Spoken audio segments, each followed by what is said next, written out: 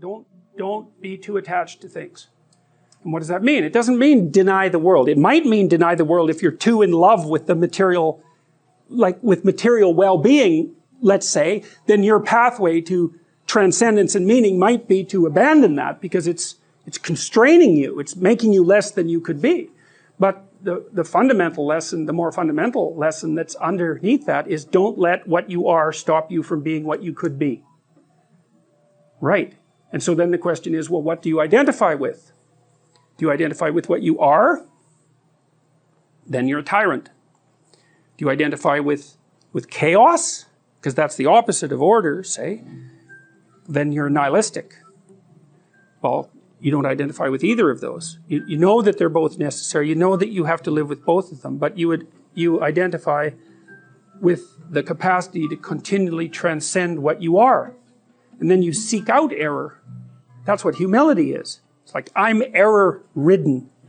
It's like, so I want to put myself in a situation where I can discover one of my errors, hopefully not in a way that's going to knock me completely out of the game, right? I want to seek out a challenge. I want to find out where my limits are. I want to find out where there's not enough of me yet. And I want to do that in a way that's engaging because, you know, you can wear yourself out fighting dragons, obviously. You can exhaust yourself completely, and that's not helpful. You know, one of the things I learned, for example, when I was coaching lawyers, these were people who had very high-end careers, and so they had an infinite workload. No matter how much they worked, flat out, there was always way more work that they should do. It's a very difficult thing to learn to manage. And so they were exhausting themselves, and I said, well, you know, you have to work less per day. It's like, well, no, that's not happening. I can't do that. And so what I learned over time was, okay, so this is what you have to do. Every 3 months, you have to block off 4 days and go have a vacation. And you have to plan that in advance so it's in your calendar so that your secretary doesn't book your time. And then you need that because you have to recuperate enough so that you can work as hard as you're going to work. And of course, they were nervous about that. And I said, well, look, we can calibrate this. Let's keep track of your billable hours over the next year and see if they increase or decrease. Because I bet you if you take more time off, you'll actually have more billable hours. You'll actually have your cake and eat it too. You'll get to have a vacation and you'll be more productive. And that inevitably, that was what happened. And so that's a matter of calibrating the game properly, right? You want to play a game that you can play today, but also one that you can play next week and next month. We're not talking about, you know, your career this week. We're talking about you having a career that lasts 30 years, that doesn't kill you, that doesn't make you hate yourself or the job, that doesn't make you bitter, that doesn't wear you to a frazzle. So it has to be optimized. And so I think that you can, in fact, decide to take on the load that's optimally meaningful if you want, and then you get to have your cake and eat it too.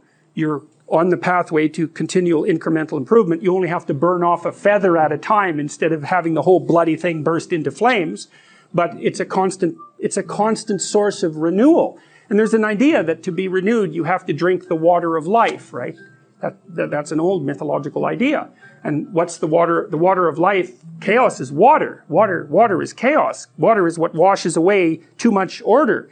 And to stay continually, let's say, refreshed by the water of life is to take on exactly the right amount of chaos to make sure that your garden is properly nourished.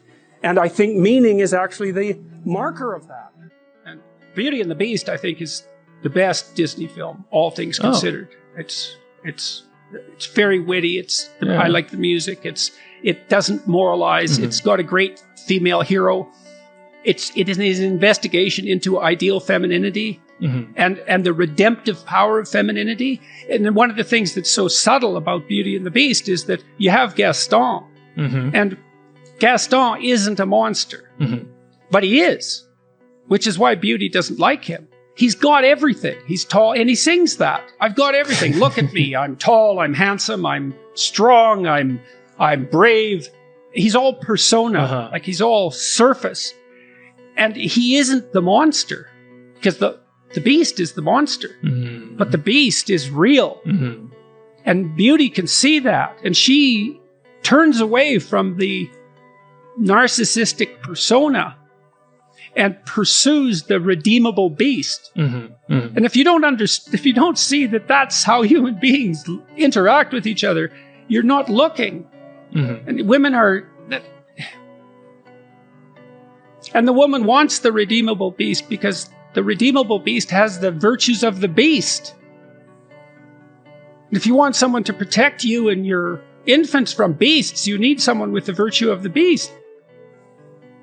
And so, but he has to be redeemed because as a beast, he's a beast. That's no, you want a beast in your house? It's like, no, it's not, that's not good. He has to be civilized beast. That's what I'm encouraging young men to be. Civilized beasts. Do you remember your process of integrating your shadow? Oh, definitely. I definitely remember that.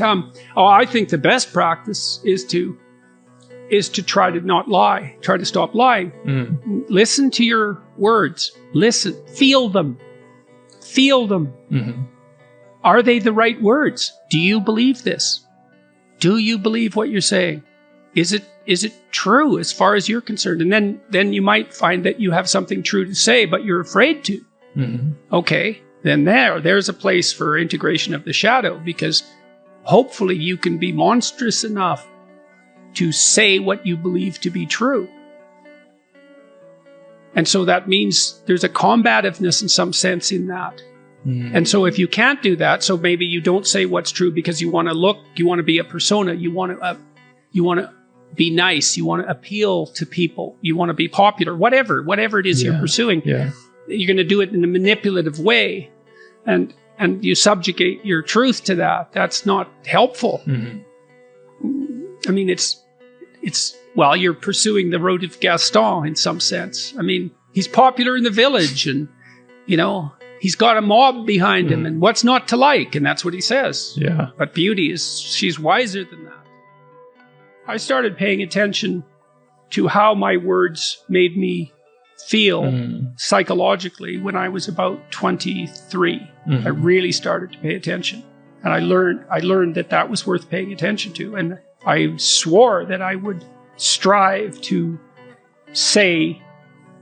not lie, to say what I believe to be the case. And so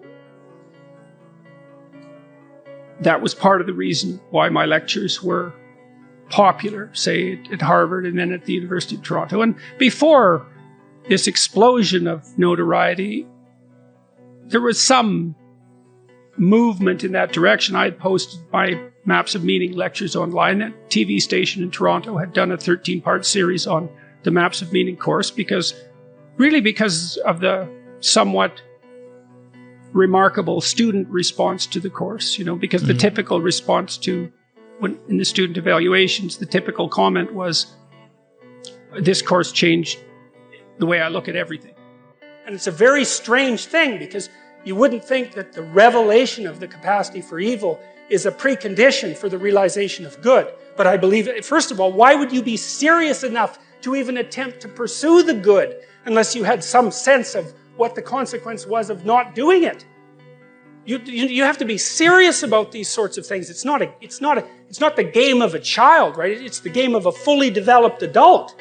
And I learned this in part when I had little kids. I wrote a chapter for my new book called Never Let Your Children Do Anything That Makes You Dislike Them. And why was that? And I wrote that after I knew I was a monster. And I thought, I'm going to make sure I like my kids. I'm going to make sure they behave around me so that I like them. Because I'm way bigger than them. And I'm way more cruel than they are. And I've got tricks up my sleeve that they cannot even possibly imagine. And if they irritate me, I will absolutely take it out on them. And if you don't think that you're the sort of person that would do that, then you are the sort of person who is doing it. Sisyphus, and Nietzsche said of Sisyphus, if I remember correctly, that one has to imagine him happy. Well, if there's a rock at the bottom of the hill, then you might as well push it up the hill. And if it rolls back down, well, then you've got something else to do, don't you? You can push the damn rock back up the hill. And there's no shortage of rocks to push up the hill. And that's what we're built for anyways. And so let's go out and push some damn boulders up the hill. And then maybe we could have enough self-confidence and enough respect for ourselves that we wouldn't have to turn to hatred and revenge and try to take everything down. Because I think that's the alternative. So he's not weak. That's one thing you can say about him.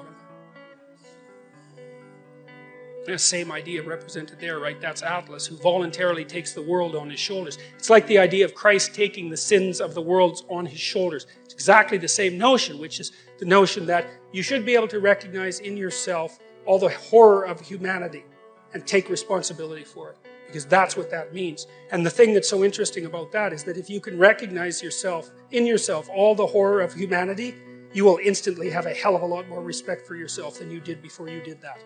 Because there's some real utility in knowing that you're a monster. Now, and just because you're a monster doesn't mean you have to be a monster, but it's really useful to know that you are one.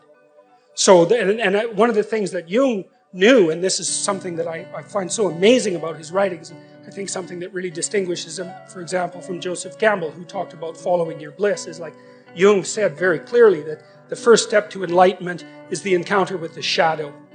And what he meant by that was, everything horrible that human beings have done was done by human beings, and you're one of them. And so if you don't understand that, and to understand that really means to know how it was that you could have done it. And that's a shattering thing. To try to imagine that, to try to imagine yourself as someone who's engaged in medieval torture, to see how you could in fact do that. You're never the same after you learn that.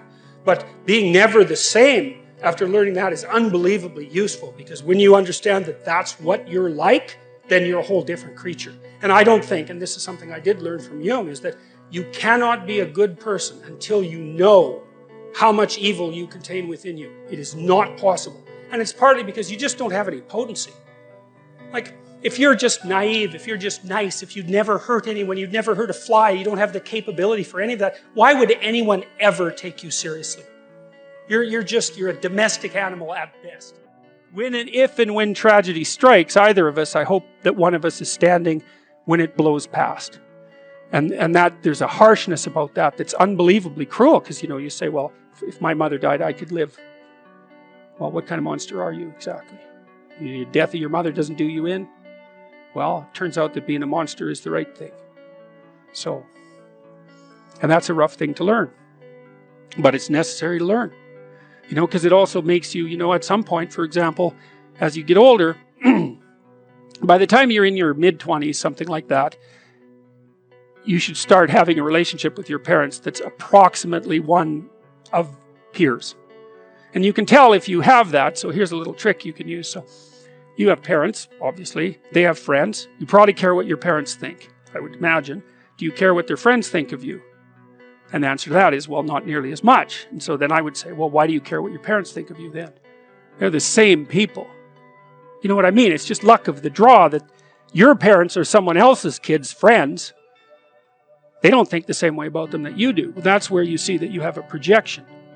Right? If by the time you're 30, if what your parents think of you matters more than what, say, a random set of their friends think of you, then you've still got your parents confused with God. That's one way of looking at it. You've still got them confused with an archetype, and you're still a child. And you might think, well, it's pretty damn rude not to think about what your parents think of you anymore, not to care. It's like, yeah, it's kind of rude, but maybe you'll be useful for them when they get old. And that's a much better form of caring. It's like you're going to be independent enough and strong enough and detached enough so that when the power dynamic shifts, which it will, that you'll be the person that can carry things forward. Well, you can't do a better thing for them than that, right? That's the best of all possible outcomes for your parents.